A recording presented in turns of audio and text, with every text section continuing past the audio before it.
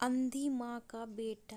एक कस्बे में एक विधवा अंधी औरत रहती थी। उसका एक बेटा था जिसके पालन पोषण की सारी जिम्मेदारी उसके कंधों पर थी।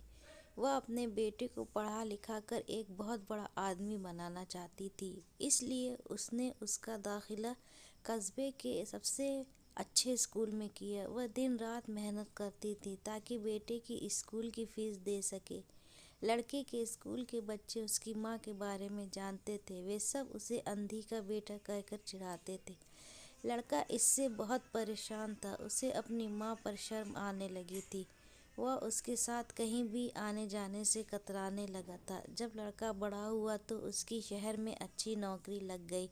उसने अपनी माँ से वादा किया कि शहर में मकान लेकर वह उसे लेने आएगा, लेकिन वह शहर गया तो फिर लौटकर वापस नहीं आया।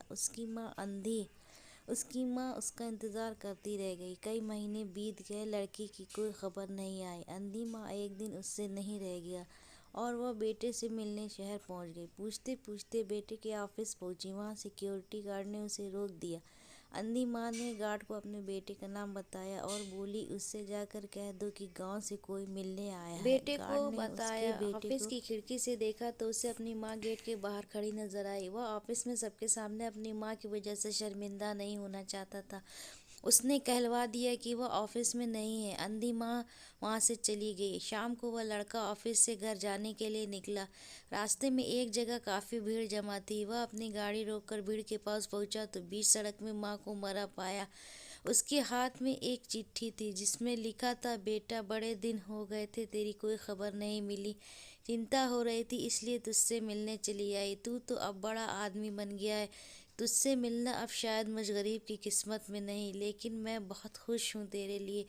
तूने अपना ही नहीं मेरा सपना भी पूरा किया। मलाल है कि तेरी तरक्की देख नहीं सकती। काश बचपन में तेरी आंखों में सरिया ना घुसा होता और मुझे तुम्हें अपनी आंखें ना देनी पड़ी होती, तो तेरी तरक्की अपनी आंखों से देखकर सुकून से मरती।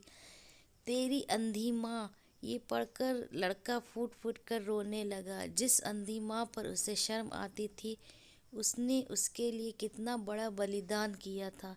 वह आत्मग्लानि से भर उठा और जिंदगी भर खुद को माफ नहीं कर पाया। सीख। दोस्तों, माता पिता अपने बच्चों के लिए अपना पूरा जीवन निछावर कर देते हैं। उनका हमेशा सम्मान करना चाहिए। अगर आप लोग को मेरी कहानी पसंद आई हो तो चैनल को सब्सक्राइब करें, लाइक करें और शेयर करें।